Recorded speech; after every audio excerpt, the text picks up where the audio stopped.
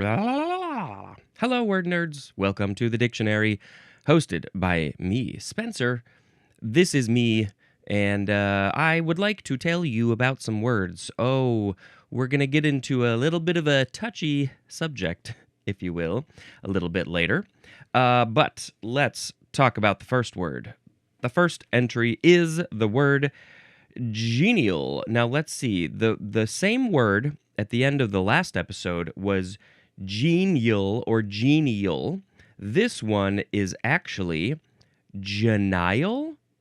Genial, spelled the same way. So this is the second form, Genial, genial. This is an adjective from 1831. It is of or relating to the chin. To the chin. Of or relating to the chin is genial. Here's my chin. It has some hair on it. I have to shave soon. This is from the Greek genion, which means chin, from genis, which means jaw, and there's more at the word chin. I have never heard of this word. People are not saying things to me about stuff that's related to the chin, so they're not saying, Spencer, you're looking very genial today, when your chin is so big. What? I don't know. Yeah, okay, genial. Think about that word. Talk about that word. Use that word. Use that word, genial, when you're talking about chins. When you're talking about Jay Leno, maybe you can describe him as genial. That's not exactly accurate. It's just something related to the chin. So if there's something related to Jay Leno's chin, then that would be genial. Okay, very good. Okay, my sound effect today is going to be, I guess, yeah, I'll do, I don't know. I guess I'll just do, now we have the word genic or genic, Genic, adjective from 1918. The synonym is the to be definition for the word genetic, which would have been right over here. Here it is. To be is of relating to, caused by, or controlled by genes. So that's also genic or genic. Genically, that is an adverb. Now we have the same word, but this one is the suffix form. I guess you'd probably have the same pronunciation, genic or genic, depends on the word. This is number one, producing or forming. So it could mean producing, or it could also mean forming some sort of creation in some way. The example is, here we go, carcinogenic. Carcinogenic, so something.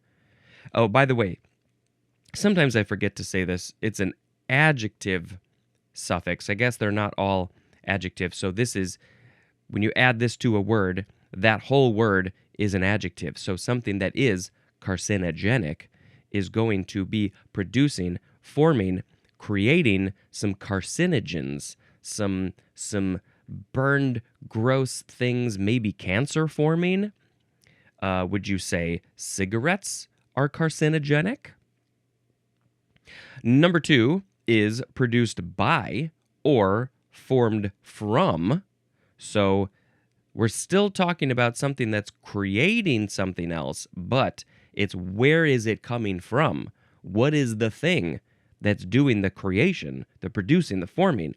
The example here is biogenic. So this one, I guess, would be something that's biogenic is created from something biological. I guess I could look up.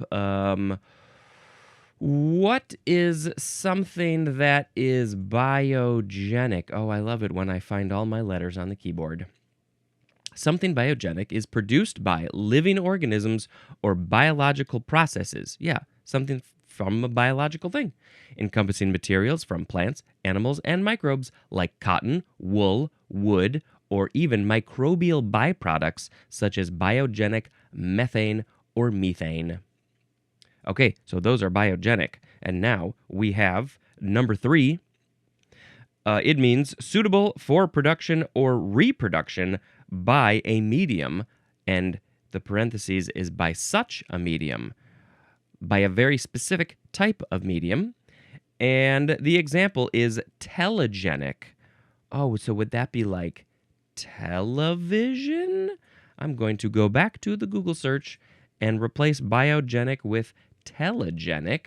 So this was suitable for production or reproduction by a specific medium, a kind of medium.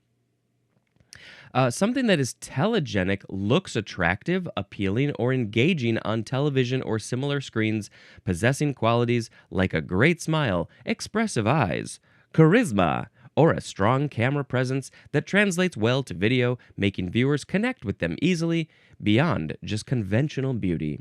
Well, obviously I am telegenic. I am perfect for the screen. You are welcome. Good day to you. Okay, so the etymology. Now, the main etymology, there's not a whole lot going on here, but number 3, the one that we were just talking about, is from the word photogenic. So, really, that's the etymology? We use the word photogenic as something that looks good in photos, good on screens, similar to our example. So that's so, but is the, why are we using, we're like, this is a word that photogenic that exists, and then we're like, well, let's take the genic and use it. So I'm a little confused by this etymology, because the word photogenic is the etymology of that, or the use of the genic prefix, something that's producing or produced by a thing? That's not exactly right. Do I have to look up the etymology of photogenic? Photogenic. Wow, we got a lot of P words, so many P words, so I will talk about you later. Okay, we're in the photo section. That's going to be an interesting section to talk about. Where's photogenic? Here we go. Now, there is no etymology to speak of, so I don't really know why we're using the genic suffix there. This is a mystery, life's mystery. Now we have the word geniculate. Geniculate? Or geniculated. There we go, that's a good one. This is an adjective from 1657. It is bent abruptly at an angle, like a bent knee. But it's abruptly, so is that like something that is bent quickly, out of the blue? Like all of a sudden, I bent my elbow, my arm now is geniculate or geniculated because I abruptly bent it? Well, we have to look at the etymology, of course. Oh, this is from the Latin geniculatus, from geniculum, which is the diminutive of genu, Genu, which means knee. It's just about a knee. That's it, because your knees bend, your elbows bend, other things bend. Why knee? There's more at the word knee. So, but I am confused by the word abruptly here. Bent abruptly at an angle, like a bent knee. What would be geniculate? Do I have to look that up now? What is geniculate? Example, maybe? There's the lateral geniculate nucleus. A geniculate structure is bent sharply. So maybe abruptly, maybe my definition of abruptly is confusing the matter. Sharply, maybe, like an elbow or a knee. With common examples including geniculate antennae in ants and bees, and the brains. The thing in the brain called the lateral geniculate nucleus, a visual processing center named for its knee-like shape. The term comes from the Latin word for knee, genu, and applies to features in anatomy, botany, and entomology. Okay, so if anything has that's bent, And it's not curved, and I think that's the thing.